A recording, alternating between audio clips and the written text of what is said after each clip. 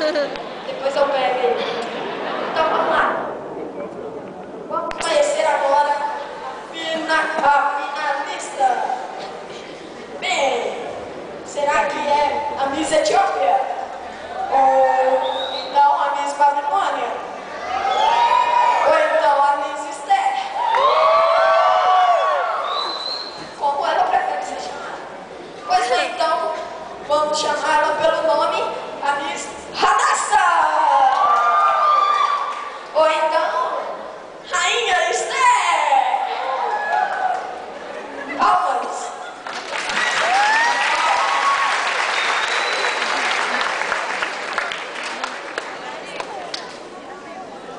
Então agora vamos à coroação. E olha só, a coroa chegou com a faixa flor. Olha só, o cara tá desembolando a faixa.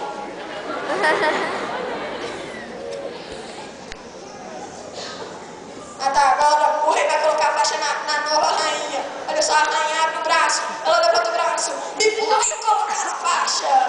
Tá escrito Miss Rainha. Deveria ser só a rainha. Mas tudo bem.